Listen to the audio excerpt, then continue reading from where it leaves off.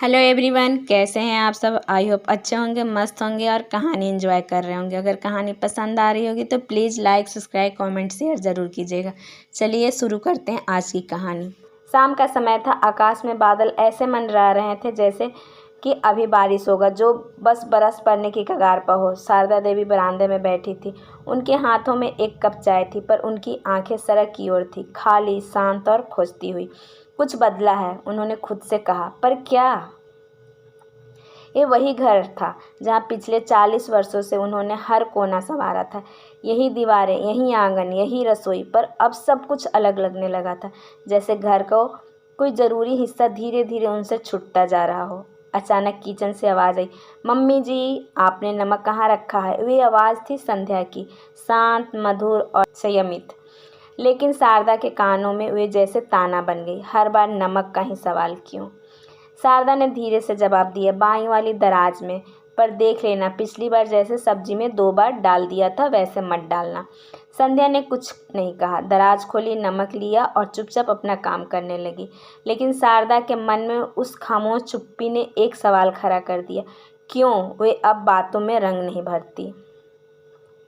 शादी के 3 साल बीत चुके हैं। संध्या जब पहली बार इस घर में आई थी तो सबको लगा था कि ये घर अब नई रोशनी से भर जाएगा। शिक्षित, सुसंस्कृत, मुस्कुराती हुई लड़की, जिसे देखकर पड़ोसी कौशल्या बुआ तक बोल पड़ी थी, अरे वाह शारदा, इस बार तो बहू नहीं लक्ष्मी आई है तेरे घर। शुरुआत में सब कुछ अच्छा था। संध्या सुबह उठती, चाय बनाती, पूजा करती, शारदा जी की पैर छूती और काम में हाथ बटाती। लेकिन धीरे धीरे जैसे वक्त ने रिश्तों पर पर्दा डाल दिया था। हरिशंकर बाबू चुप रहते हैं, अखबार के पीछे अपनी दुनिया में खोए हुए। अविनाश ऑफिस चला जाता और घर में रह जाती थी शारदा जी और संध्या। 2 औरतें, 2 पीढ़ियां और उनके बीच एक न दिखने वाला दीवार। एक दिन सुबह की बात है। संध्या ने चाय बनाई। शारदा ने चुस्की ली और कहा, अरे बेटा, अदरक का स्वाद कुछ ज़्यादा हो गया, थोड़ी कम डाला करो। संध्या मुस्कुरा दी, ठीक है मम्मी जी, अगली बार ध्यान रखूंगी। लेकिन उस मुस्कान में एक थकावट थी, बार बार सुधरने की कोशिश की थकावट। एक दिन गांव से हरिशंकर बाबू के भाई आए। खाने में संध्या ने लहसुन की चटनी बनाई। उन्होंने खाकर कहा, बहू बढ़िया स्वाद है, सरसों का तेल डाला है ना? शारदा बीच में बोल पड़ी, अरे कहाँ डालेगी, ये तो रिफाइंड डालती है, अब इनको सरसों का स्वाद की क्या समझ। संध्या का चेहरा बुझ गया। एक दिन सुबह की पूजा में संध्या ने नई थाली में फूल सजाए। शारदा बोली, हमारे घर में पित्तल की थाली से पूजा होती, ये स्टील की थाली क्या कोई नाटक है? संध्या चुपचाप थाली बदल ली। कोई तर्क नहीं, कोई उत्तर नहीं। संध्या रसोई में खड़ी थी, तड़के में जीरा चटक रहा था। शारदा देवी दरवाजे के चौखट पर चुपचाप खड़ी थी। उनके चेहरे पर एक अजीब सी शांति थी, वैसी शांति जो कबूल करने के बाद आती है। उनकी आंखों में पुरानी कठोरता नहीं थी। आज पहली बार वे संध्या की हर हरकत को जज नहीं कर रही थी, बल्कि समझ रही थी। दाल में जैसे प्यार घुल रहा था। कुछ ही दिन बीते थे। एक सुबह जब शारदा देवी उठी तो उनके पीठ में जबरदस्त खिंचाव था। जरा सा झुकने पर दर्द उठता था। वे चुपचाप उठी, फिर रसोई की ओर बढ़ी, लेकिन उनकी चाल धीमी हो गई। संध्या ने तुरंत देख लिया। मम्मी जी, आप ठीक तो हैं? शारदा ने मुस्कुराकर कहा, थोड़ा दर्द है पीठ में, उम्र हो गई है शायद। संध्या उन्हें पकड़कर बैठाई, फिर उनके लिए गर्म पानी, तेल और मलहम निकाल लाई।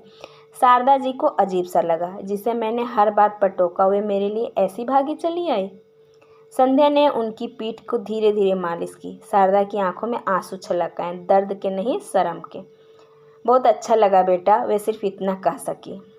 एक दिन संध्या ने कहा, मम्मी जी, मुझे कुछ दिन के लिए मायके जाना है, माँ की तबीयत ठीक नहीं है, मैं जल्दी लौट आऊँगी। शारदा ने बिना किसी प्रतिक्रिया के सिर हिलाया, जैसे कोई बड़ी बात ना हो, मगर उनके मन में एक हलचल थी।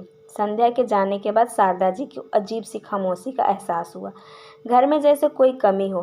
पहले तो उन्होंने इस खामोशी को ज़्यादा तवज्जो नहीं दी, लेकिन जब संध्या ने फ़ोन किया और कहा, माँ आप ठीक हैं, तो शारदा को लगा जैसे कोई खालीपन उनके आसपास बढ़ रहा हो।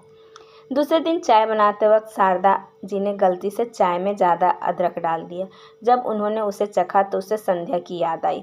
तो शारदा जी ने सोचा, क्या संध्या सच में मेरी ज़िंदगी का हिस्सा बन चुकी है? संध्या के बिना शारदा जी ने महसूस किया कि घर का हर कोना अधूरा सा है। रसोई में एक चुप्पी थी, जिस खामोशी में वे आमतौर पर काम करती थी। अब वे खामोशी चुभ रही थी। एक दिन अविनाश घर लौटा तो बोला, माँ संध्या ने मेरे लिए आज वो अपने मायके में खाने में तवा पर रोटियां बनाई और उसकी खुशबू तो पूरे घर में फैल रही थी। आप कभी ध्यान से देखिए वे कितनी मेहनत करती है। शारदा ने सिर झुकाया और मन ही मन सोचा, क्या मैं सच में उसे पहचान नहीं पा रही हूँ। संध्या ने घर को सजाया, काम को आसान किया और हर बात में संतुलन रखा, जिससे शारदा जी को यह एहसास हुआ कि वे काम केवल कोई और नहीं, उनकी बहू ही कर रही थी। अब संध्या मायके से लौटी तो उसके हाथ में एक छोटा सा पैकेट था। उसने शारदा जी को दिया और बोला, मम्मी जी ये आपके लिए है। शारदा जी ने पैकेट खोला। वह एक हाथ से सिला हुआ एप्रन था जिसमें लिखा था, दुनिया की सबसे प्यारी मम्मी जी। शारदा जी की आंखों में आंसू आ गए। वह एप्रन उठाकर सीने से लगा लिया और संध्या की एक छोटी सी सोच ने उनकी जिंदगी को बदल दिया। तुम सचमुच में मेरी सबसे प्यारी बहू हो, शारदा ने बमुश्किल से ये शब्द कहा। एक दिन संध्या बीमार पड़ गई। उसे बुखार और ठंड लग रही थी। शारदा जी ने देखा कि वह कमज़ोर महसूस कर रही थी तो उस कमरे में आराम करने के लिए भेजा। लेकिन जब संध्या ने कहा, मम्मी जी प्लीज़ मुझे पानी दे दीजिए, तो शारदा को कोई दूसरी प्रतिक्रिया नहीं सूझी। वे तुरंत किचन में गई, पानी लाकर संध्या को दे दी और फिर उसके पास बैठ गई। शारदा ने धीरे से कहा, तुम्हारी तबीयत अब कैसी है? तुम ज़्यादा आराम करो। संध्या की आंखों में आभार था। वह बिना कुछ कहे शारदा की हाथ थाम ली। शारदा ने पहली बार महसूस किया कि मैंने कभी इसे इतना गहरा महसूस क्यों नहीं किया। अगले हफ्ते कौशल्या बुआ घर आई और संध्या से उनके खाने के बारे में बात की। बुआ ने पूछा, बहू तुमने जो आलू की सब्जी बनाई थी वह बहुत टेस्टी था, क्या तुम मुझे उसकी रेसिपी दे सकती हो? संध्या ने मुस्कुराकर रेसिपी दी, लेकिन शारदा को यह देखकर एहसास हुआ कि संध्या के काम में कुछ खास है। बुआ ने जाते वक्त कहा, तुम दोनों में बहुत फर्क है। शारदा जी, आप अपनी बहू के काम की तारीफ क्यों नहीं करती? वे बहुत बहुत अच्छी करती है। इस एक छोटी सी बात ने शारदा जी को चौंका दिया। क्या सच में मैंने कभी संध्या की मेहनत का कद्र नहीं किया? एक दिन शारदा देवी मंदिर जा रही थी। मंदिर में किसी सहेली ने उनकी तरफ देखा और कहा, आपकी बहू बहुत संस्कारी है, बहुत कमाल की है। मैं अक्सर उसे देखती हूँ पूजा में भी बहुत ध्यान देती है।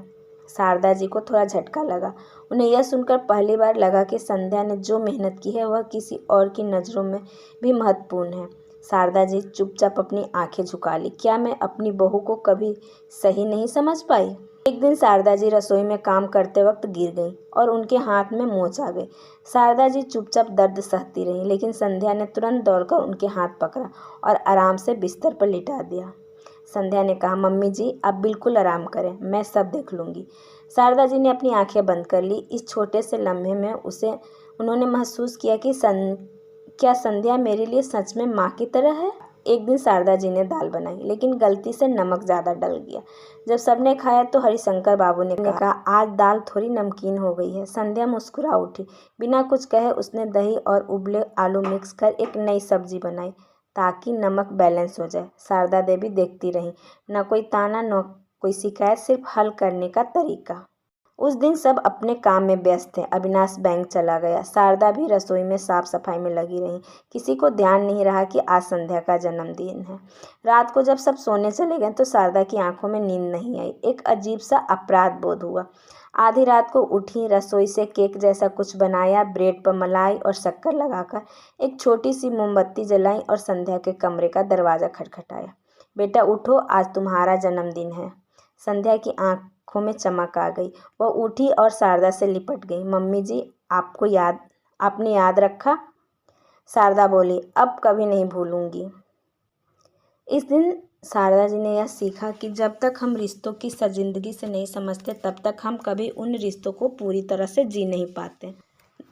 दाल में नमक कम नहीं था, कमी थी हमारी सोच में, ऐसा शारदा जी समझी। शारदा देवी ने समझा कि बहू और सास का रिश्ता केवल प्यार और समझदारी से ही संवर सकता है।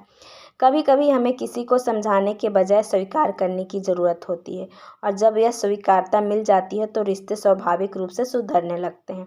अब शारदा और संध्या के रिश्ते में केवल तकरार नहीं बल्कि एक गहरी समझ और प्यार था, एक खूबसूरत और सशक्त संबंध। यह कहानी यहाँ ख़त्म होती है, लेकिन इसका संदेश दिल में हमेशा रहेगा। हर रिश्ते को समझने की ज़रूरत है, और कभी कभी शब्दों से ज़्यादा खामोशियों और इशारों में प्यार छुपा होता है। अगर आप सबको कहानी पसंद आई होगी तो please please please like, subscribe, comment, share ज़रूर कीजिएगा। धन्यवाद।